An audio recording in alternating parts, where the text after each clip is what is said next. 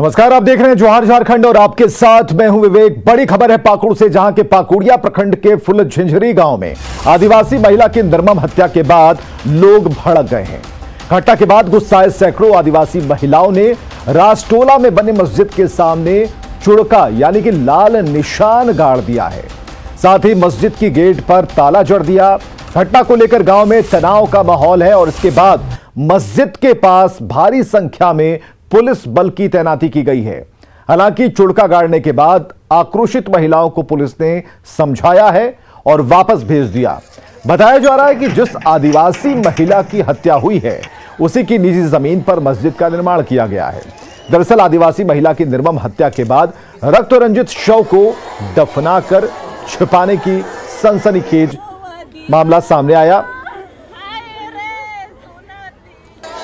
नंदकिशोर मंडल हमारे साथ, हमारे सहयोगी। नंदकिशोर मंडल, क्या स्थिति है फिलहाल और क्या अभी भी तनाव का माहौल है? जी सर, फिलहाल तो अभी तनाव का माहौल नहीं है। सारा प्रशासन, पुलिस प्रशासन आकर माहौल को शांत किया गया है। तो मामला सर, दरअसल मामला ये है सर कि ये महिला जो है अपने पास वाले गांव में या कहीं सोहराय पर्व को लेकर गई थी और सोहराय पर्व में जो है सर काफी आदिवासी का धूमधाम से ये पर्व मनाया जाता है। और इस पर्व में सर सभी ये महिला जो है गहने पहने हुए थे, ठीक है।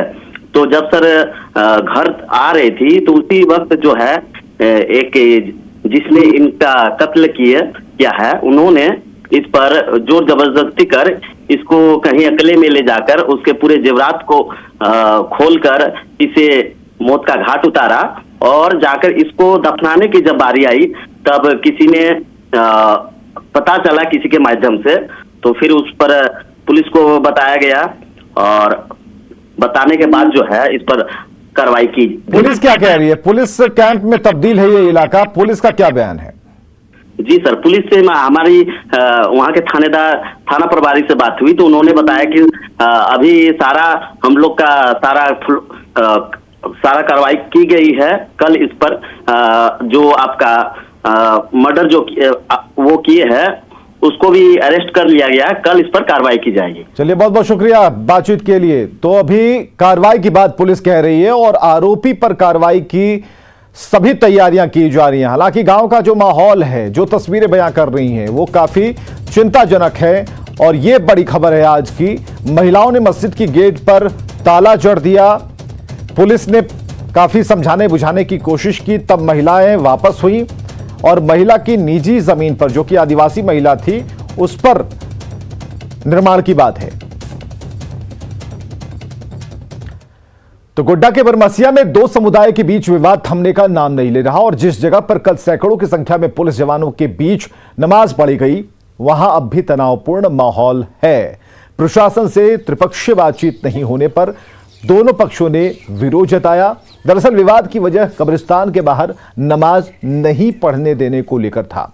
कल जब एक समुदाय ने एक व्यक्ति के इंतकाल के बाद कब्रिस्तान के बाहर नमाज अदा करने की बात कही तो हिंदू समुदाय इसका विरोध करने लगे। सैकड़ों की संख्या में कल पुलिस जवान की तैनाती कब्रिस्तान के बाहर की गई और इसके बाद नमाज अदा की गई। कल नमाज अदा कर पुलिस और प्रशासन वापस लौट आया, लेकिन शांति का माहौल कायम नहीं हो पाया। दोनों पक्ष के लोगों ने बताया है कि जब कल प्रशासन यहां पर प्रशासन की उपस्थिति थी तो हल निकालकर ही उन्हें जाना चाहिए था, सॉल्यूशन निकालना चाहिए था। और इधर मुफस्सिल थाना प्रभारी ने बताया है कि सदर एसडीओ को तमाम सूचनाएं दी गई, वो जल्द ही निर्णय लेंगे। तो आप लोग से बातचीत कुछ नहीं हुई? कुछ नहीं, कुछ हम लोग को भिड़ने नहीं देता है सामने पर। तो फिर अगर अगली दफा फिर से इस तरह के गांव में कोई मरता है तो उसके बाद फिर वहाँ माहौल बिगड़ेगा। माहौल तो भी हम लोग को वहाँ जा सनसनी नहीं दिया, भगा दिया वहाँ से पुलिस। तो कोई बात नहीं हुआ। इसमें पुलिस भी हमको लगता है मिला हुआ होगा। पुलिस भी में पुलिस एसडीओ जो भी है सब मिला हुआ है उसके मुसलमान में। तो हम गरु निकला नहीं ढुक लिया, तकर बाद हिंदे सती दिल को ताला बंद करी, ताला बंद कर दिल को हमें अंदर ही। कितना देर तक अंदर बंद रहे थे आप? 1 घंटा।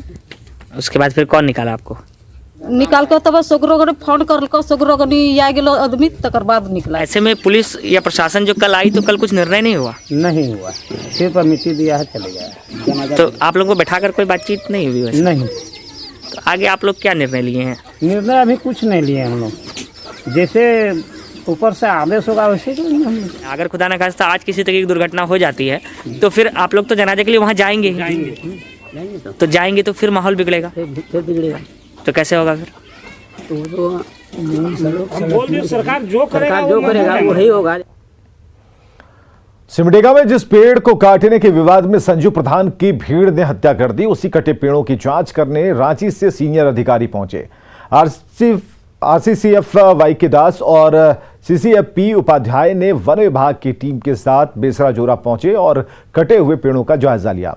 अधिकारियों ने मॉब लिंचिंग से जुड़े मामले में घटनास्थल की जांच की। अधिकारियों ने बताया कि जहां पेड़ काटा गया है वो जंगल क्षेत्र से बाहर है।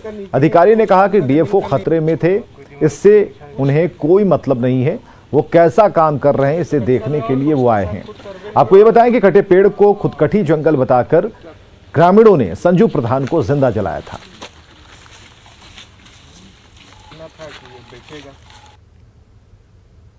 देखिए, ये घटना जो है ना, इसके लिए हम जांच करने के लिए नहीं आए।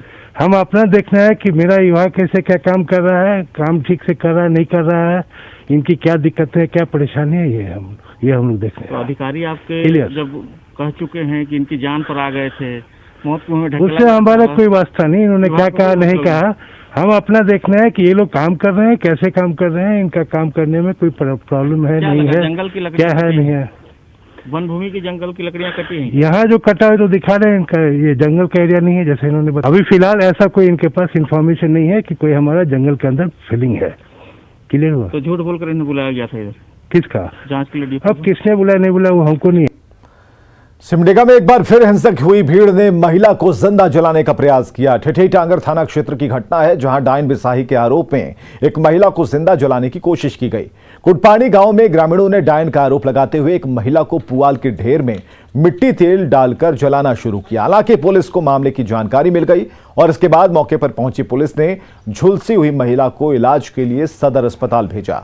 पुलिस ने पीड़ित के बयान पर 5 लोगों को गिरफ्तार किया है, जिनमें एक महिला और 4 पुरुष शामिल हैं।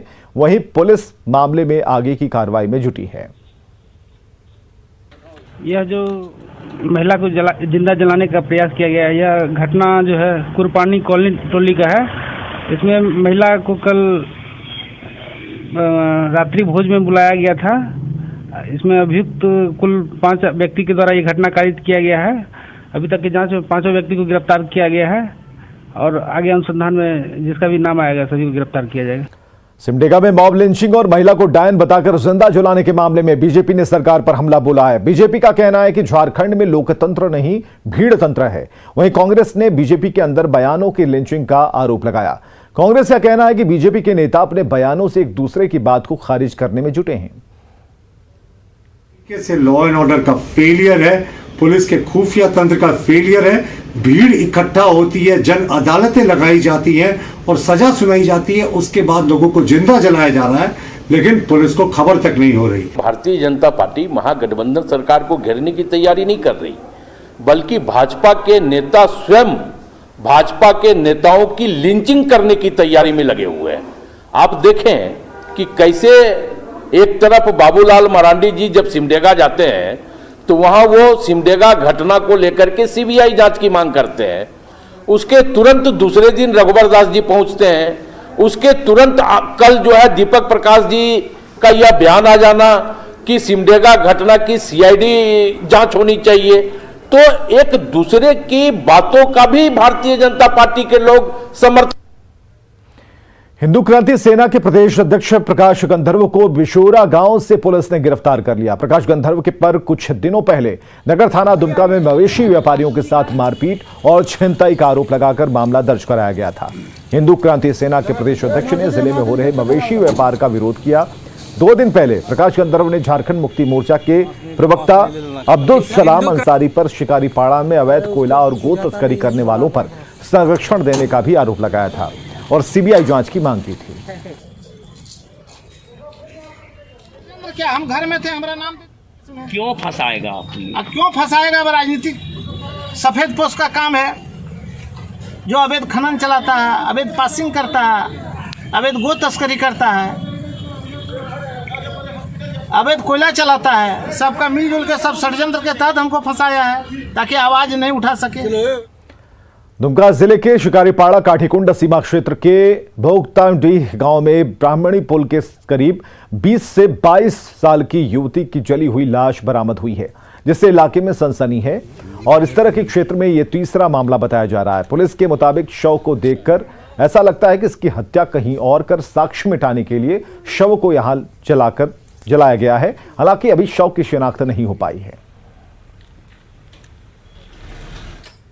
किनारे में एक बड़ी मिला है जो जली हुई अवस्था में है, तो देखने से प्रतीत होता है कि यह लड़की का फोटो रहे और अनुमानतः इसका उम्र 20 से 22 वर्ष तक हो सकता है। और इस विषय में अभी हम लोग जाके वहाँ पूरा अगल बगल के लोगों से पूछताछ भी किए, छानबीन किए, आगे की कार्रवाई इसमें की जा रही है। हटिया आरपीएफ ने एक बड़ी कार्रवाई करते हुए संबलपुर बनारस एक्सप्रेस से 38 किलो 800 ग्राम गांजा बरामद किया है और इस दौरान आरपीएफ ने 2 तस्करों को गिरफ्तार किया। बताया जा रहा है कि दोनों तस्कर गांजे को लेकर राउरकेला से रांची के लिए रवाना हो रहे थे और इसे रांची में ही एक शख्स को डिलीवरी करनी थी, लेकिन इस बीच तलाशी के दौरान ये दोनों आरपीएफ के हत्थे चढ़ गए। जब्त गांजे की कीमत 4.5 लाख रुपए बताई जा रही है। कल शाम जब संबलपुर बनारस एक्सप्रेस ट्रेन रात को 8 बजे स्टेशन हटिया पे आई तो प्लेटफॉर्म 2-3 पे 2 संदिग्ध व्यक्तियों को हमारी CPDNT टीम और आरपीएफ पोस्ट हटिया के जवानों ने संदिग्ध में पकड़ा कि उनके पास 3 ट्रॉली बैग थी। जब उनकी बैगों की चेकिंग की गई तो उसमें से 38 किलो 800 ग्राम गांजा पाया गया। बुधवार को रांची के कांके में हुई ओलावृष्टि ने भले ही रांची के लोगों को शिमला और दार्जिलिंग का एहसास कराया हो, लेकिन आसमान से गिरे इन ओलों ने किसानों की मुस्कुराहट छीन ली है।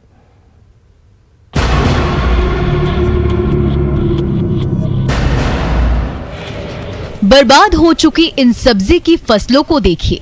बुधवार को बेमौसम आसमान से आफत बरसी। आसमान से गिरे ओलों ने रांची के आसपास के किसानों की नींद उड़ा दी है। क्या आलू, क्या प्याज, क्या गोभी और क्या मटर, सब कुछ एक दिन में ही तबाह हो गया। रांची शिमला है, कश्मीर है, दार्जिलिंग है, नैनीताल है, ये उनके लिए है जिन्हें ओले और बर्फ के टुकड़े पसंद आते हैं, वो खेलते भी हैं। लेकिन ये ओले उन लोगों को पसंद नहीं आते जिनकी पूरी जिंदगी जो है खेती बाड़ी पर टिकी होती है। हम इस समय होचर में, और होचर में वो किसान हैं जिनके खेतों में कल ओले गिरे हैं। आसमान से बरसे इन ओलों ने किसानों की साल भर की पूंजी को एक झटके में खत्म कर दिया। अब उन्हें समझ नहीं आ रहा कि निशान के तौर पर मौजूद इस ओले को कोसे या अपनी किस्मत को। होचर में किसान बड़े पैमाने पर सब्जी की खेती करते हैं और आप देख रहे हैं हाथ में, किसानों के हाथ में जो बर्फ है, ये जो है कल ओला गिरा है तो ओला किस तरह जम गया है, एक बर्फ की बड़ी टुकड़े के में शक्ल ले लिया है।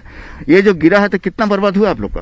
हम लोग का तो बहुत बर्बाद हुआ। हम लोग किसान आदमी हैं, कर्जा करके खेती किए थे, किसी से 1000, किसी से 5000, किसी से 10,000 लिए थे, पूंजी लगाए थे।